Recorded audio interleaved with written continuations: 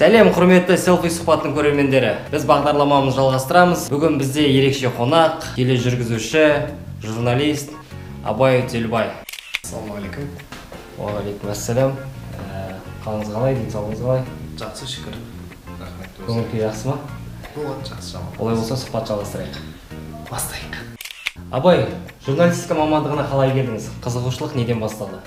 Қызығушылық сол бала кезден басталды. Күнде теледидар көріп, соның ішіндегі адамдарға қызығып, арман болған жоқ, мақсат болды. Ертең мен де осылардың қатарында боламын, мен де нақты осы бағдарламаны жүргізем, осы арнаның тілшісі боламын дедім, болды.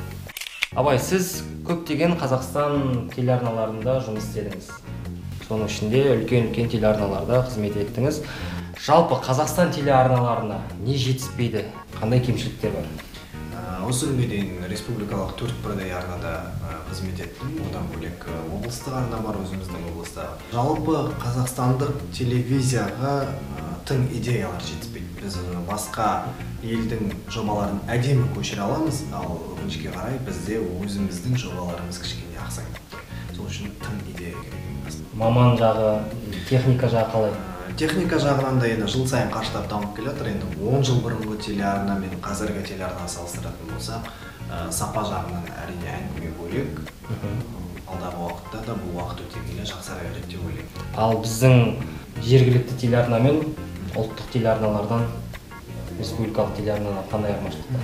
Негізі эфир бойынша аса бір айырмашылық жоқ, себебі қазір ғаламтордың заманы, теледидарды барлық республика көре алады. Мысалы, сонау бір облыста отырып, Қазақстанның ана бұрышындағы көрермен сені көре алуға мүмкіндік бар. Бұл жерде облыстық арна, республикалық арна деп бөле алмаймыз қазіргі таңда, себебі бір эфир бірдей уақытта барлығын көре алады. Ал техникалық жағынан әрине ғимараттың үлкендігі, команда жағынан ерекшеліктер болуы мүмкін. Ал эфир жағынан мұндай ақпараттың айырмашылығы жоқ.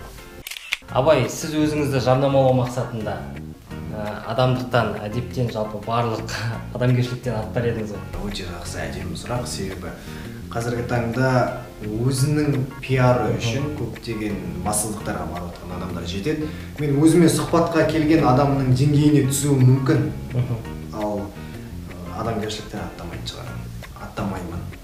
Бәрекелді, дәл осылай жүре беріңіз, адамгершілігіңіз мол болсын. Мысалы, сізді қалаулым бағдарламасына жұмысқа шақырса, сіз барар едіңіз бе? Барар едім. Неге деген сұрақ болуы мүмкін. Себебі мен қалаулымға қатысушы болып бармаймын. Мен ол жерге маман болып барамын, редактор, тілші, сценарист, мүмкін бас редактор, кім біледі. Шақырғанына байланысты мен біріншіден кадрда көрінбеймін, екіншіден эфирге ғана жұмыс істеймін. Қалаулым туралы енді әртүрлі пікірлер бар. Бұндай да бір бағдарлама бізде болу керек. Себебі барлығы жақсы болып кетсе болмайды, әлем гүлденіп кетеді. Сол себепті айтады ғой, семья без уродов не бывает деген сияқты. Сол сияқты бір жаман бағдарлама да болу керек бізде. Яғни сіз оны жалпы дұрыс емес деп есептейсіз, бірақ болғаны дұрыс. Иә, бағдарламаның берілу бағыты дұрыс болмауы мүмкін. Ол енді әлемдік формат сондай ғой. Қай елден келген бәріміз білеміз. Сол жақтағы жалпы авторлардың жасаған форматы осындай. Оны түрлендіруге болады, немесе басқаша жолдарын табуға болады. Бірақ бағдарламаны тіпті әуірмен жойып жіберу енді білмеймін, керек бізге ондай да бағдарлама болсын да. Түсінікті. Қалай ойлайсыз, қазіргі таңда Instagram парақшасының адам санымен сыйласатын болып кетіп жатыр? Иә, сондай енді алып баратқан 100 мың оқырманым жоқ, дегенмен менің өзімнің 11 мың оқырманымның өзі де кейбір адамдарды ұйықтатпай жүр. Бар ғой, подписчигім көмектессеші, жарнамамды салып жібер, немесе историяңа бір салып қойшы, мені де адамдар көрсін, маған тіркелсін дейді.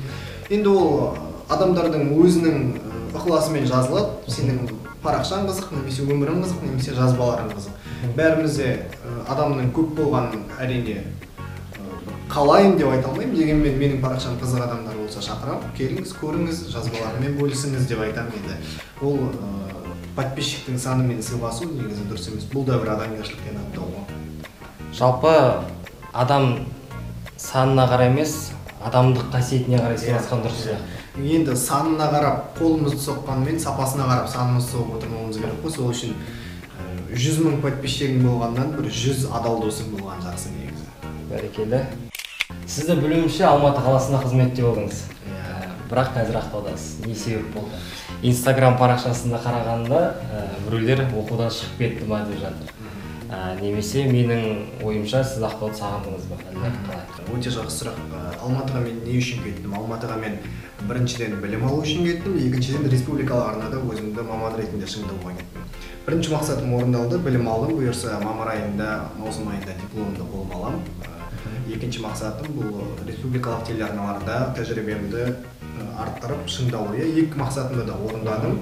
Қалаған нәрсемді алдым, керек нәрсеме қол жеткіздім. Ол жақтағы менің миссиям аяқталды. Енді мен туған еліме, өзімнің туған қалама, туған жеріме қызмет ету үшін облыстық арнаға қайтып келдім. Оқудан шыққан жоқсыз ба? Жоқ, оқудан шыққан жоқпын. Қазір просто уайымдап жатыр. Оқудан шығып кетті. Оқудан шыққан жоқпын, уайымдамаңыздар. Өзіме де комментарий жаздым, немесе ай ақыры кетіпсің ау, неге кеттің, сенің орның сол жақта, анау мынау деп жатқан адамдар көп. Рахмет, ойлап жатқандарыңызға. Бұйырса дипломымды алғанша осы жақта жүремін. Бұйырса мемлекеттік емтихан бар, дипломды қорғау бар, сол кезде кетем. Дипломды алғаннан кейін бұйырса қайтып келем. Ал енді әрі қарай Астана бола ма, Алматы бола ма, оның өзіндік кішкене кедергілері бар.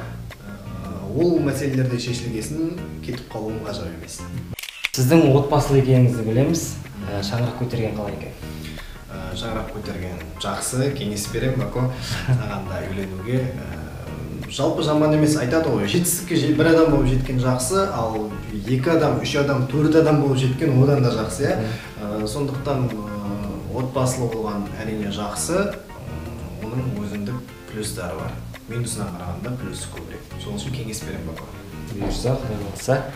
Өзіңіздің сүйікті жарыңызбен қайда және қалай таныстыңыз? Бұл бір қызық жағдай болды. Бұрын осы Маңғыстау арнасында жүрген кезде, ол кезде Қазақстан Ақтау, Жанахмет Ағыбаев деген басшымыз болды. Сол кісі мені кабинетіне шақырды. 8 наурыздың қарсаңында арнайы бір бағдарлама түсіріледі деді.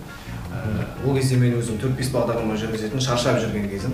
Эфирге бір рет шығатын мерекелік бағдарлама жүргізіп бере салды. Жарайды деп соны жүргіздім. Соң кабинеттен шығып бара жатқан кезде сұрады, қызың бар ма деп сұрады. Соң қызым жоқ деп едім. Енді ертең студияға 12 модель қыз келеді, солардың арасынан біреуін таңдап алды. Сосын жақсы деп күліп ойнап шығып кеттім. Одан кейін бағдарламаның түсірілімі болды. Түсірілімнен кейін қыздармен танысып тұрған кезде бір қыз есімде ерекше сақталып қалды. Оның ішінде әріптесім Әлия деген қызда болған. Сонымен қыздармен таныстым, жаңағы 15-темін деген фразасы есте қалып, бір күні телеарнада екінші қабатқа көтеріліп келе жатқанда Әлиямен кездесіп қалдым. Соны Әлиядан сұраймын, Әлия өткенде 15-темін деген қыздың аты жөні кім деп. Аты жөні осындай дейді. Кабинетке көтеріліп, ВКонтактеден іздедім, достық ұсындым. Сосын съемкаға кетіп қалдым. Съемкадан келсем, ол қыз достығымды қабылдап, хат жазған екен. Содан бастап таныстық, кездестік, арты осындай тойға, отбасылық өмірге ұласты, ал біздің ВКонтактедегі перепискамыз әлі күнге дейін тұр. Сол сәлемнен басталған. Керемет, сақталып тұра берсін. Бұл үлкен тарих. Әрине. Бақытты болыңыздар. Әмин, рахмет. Телеарна немесе YouTube? Телеарна. Астана немесе Алматы? Астана. Ақтау немесе Алматы? Алматы. Ақтау немесе Астана? Астана.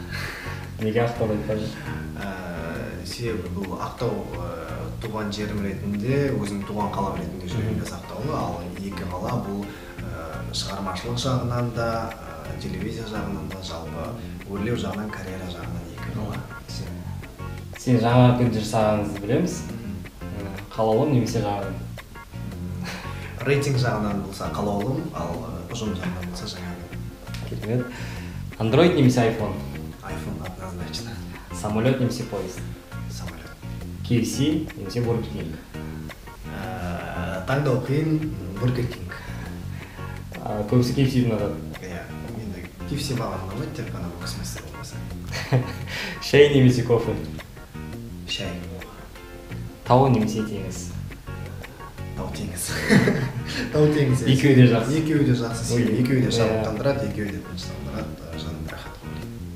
Кәдімгі сұхбат немесе селфи сұхбат? Негізі біз кәдімгі сұхбатқа көп үйреніп қалғанбыз, дегенмен де селфи сұхбаттың қызықтары мол екен, себебі күн сайын селфиге түсетін болғаннан кейін селфимен видеоға түскеннің ерекшелігі бар екен, сондықтан селфи сұхбат. Селфи сұхбаттың көрермендеріне өзіңіздің тілегіңізді айта кетсеңіз.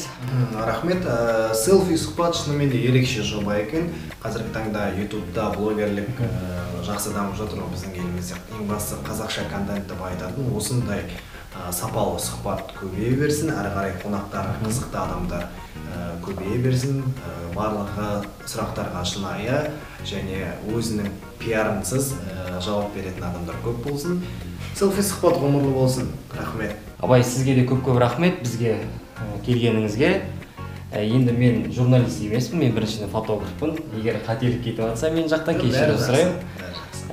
Тағы да рахмет. Жақсы, сау болыңыздар.